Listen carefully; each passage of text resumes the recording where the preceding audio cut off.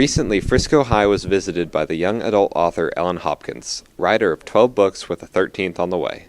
Her latest bestseller is Rumble, which can be found in the FHS library along with all the rest. Miss Hopkins really enjoys visiting with her readers. I like connecting with my readers, so I like to hear their stories, I like to share my stories, I like to let them know I'm a real person, that I'm not some kind of, talking head kind of person. Like, I want to see where you live so I can write where you live. Her books are considered edgy, but they reflect many of the social problems affecting young people today. The stories are often based on personal experiences. I think family is important to all the stories, whether or not they're close families or they're divided families. What's important to everybody, isn't it? There are adults in all my books. With a lot of teen books, we end up looking at adults as always being the bad guy or the antagonist, and I don't think we always are. And sometimes young people need adult help, and hopefully my books will encourage them to ask for that if they need that. They're real and they're relatable, and the characters could be in one story and then they could be like in another story, and they're not really related like a sequel, but they appear in different books. It makes it really interesting to be like, oh, that's another character and this is how they work with the characters in this book. One of the reasons her books are so popular is because she avoids stereotypes and creates unique characters. I love how different they are from like the life that I live. They're completely different, and you see characters that like we think don't actually exist, like people that don't actually have like problems, like mental problems like bipolar disorder or drug abuse, and it's like really interesting to like look from like a different outlook on life. There's not always a happy ending. It's more raw and it pertains more to like real life and how things could actually happen, instead of just like a fairy tale ending that gives you like false hope, I guess. My best piece of advice for all writers is to be a voyeur. So to like watch people, to like observe people, see what's irritating them about other people, what's making them happy, how do they deal with their kids, how do they deal with stress. Airports are really good for that, by the way. We are fortunate at Frisco High School to meet with authors and other special guests from time to time. It gives us the opportunity to learn new things and keeps us open to new ideas. For RACC TV, I'm Parker Beck. We have over 2,000 students at Frisco High School this year. Over half of those students buy their lunch in the cafeteria. After last year's remodel, we now have more lines to choose from, and everybody has their favorite. What do you think about the FHS cafeteria food? It's a solid, 7 out of 10. I eat Pizza Hut every day. It's not bad. It's been better in the past couple years, but I mean, it's okay. It's pretty good. I don't know what they did with the pizza. They did something there. It used to be A+, but now it's a B- at best. At best. It's A1. What do you think about the pricing of the cafeteria food? It's pretty pricey. I feel like I'm at an FC Dallas game. But that's none of my business. You know what I'm saying? Like, just by one swipe, I could buy the whole cafeteria. So, you know what I'm saying? I'm going to do the Kanye style. All right.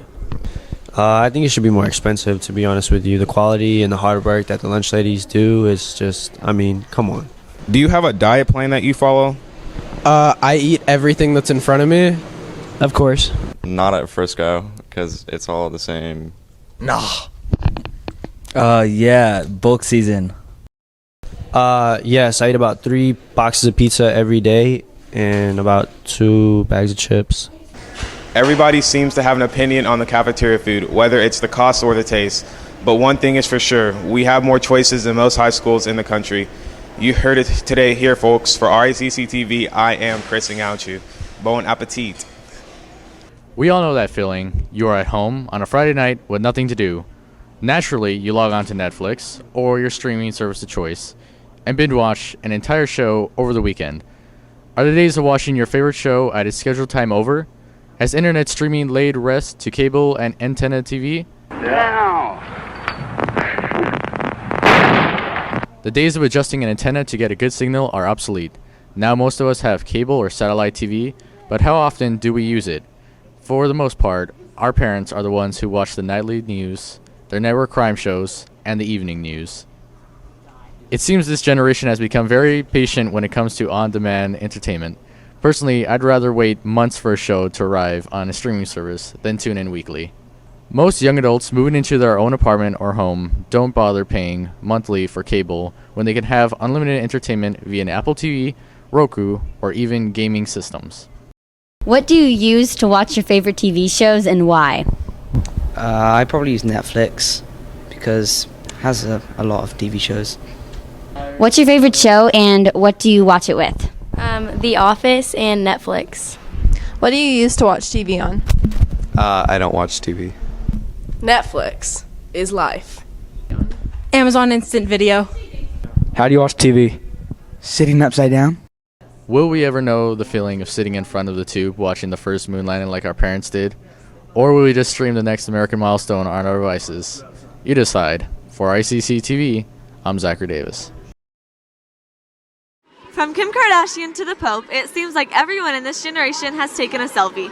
Although some may think it's absurd, you'd be surprised at the measures people go through to make it look the way they want. What is the best selfie lighting? About 29 watts of energy from the lighting and 90-degree angle sunshine right in front of your face. I mean, if the sunlight isn't coming right at you, then it's not proper and you shouldn't even be taking a selfie in the first place. In normal light. Okay, so the perfect selfie lighting is you gotta face the window and then that's where you take your picture because it has natural lighting. Thank you. I like Rise Instagram.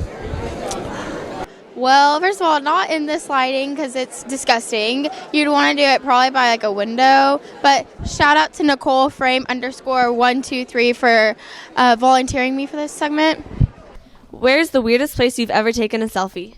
Upside down on a roller coaster.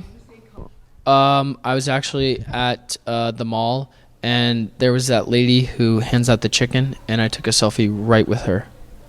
I've taken a selfie inside of a giant Christmas tree.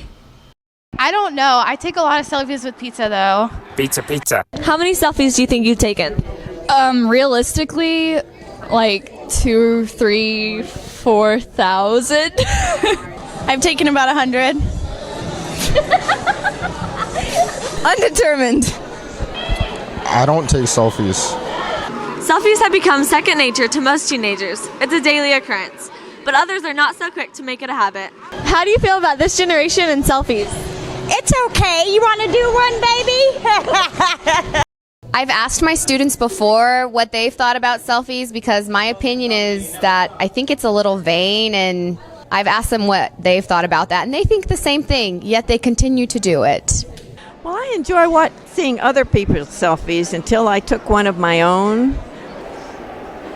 That's how I feel about selfies. No matter how well-known or unknown you happen to be, selfies are universally popular with everyone. Make sure you stay charged. For RACC TV, I'm Reagan Robinson. Good morning, fellow raccoons, and welcome to the Weekend Weather Watch. I'm your host with the absolute most, Jacob Joseph. You're back, buddy. It's your boy 2 Chance back from the frying pan. Also, it's a solid 35 degrees out here as winter starts rolling around, so we're going to do this as fast as possible because it's extremely cold. Today will be partly cloudy with a high of 46 and a low of 31. Saturday will be mostly cloudy with a high of 46 and a low of 35. And Sunday, expect a chance of rain with a high of 42 and a low of 25, so we might see snow. Oh boy. Don't forget about Streets for Troops. Every year, the National Honor Society creates projects to help support our fighting men and women overseas. These projects include sending care packages as well as writing heartfelt letters to our troops. Ask your teacher about Streets for Troops. For RACC TV, I'm Jacob Jost. I'm 2 Chance. Let's get out of here, dude.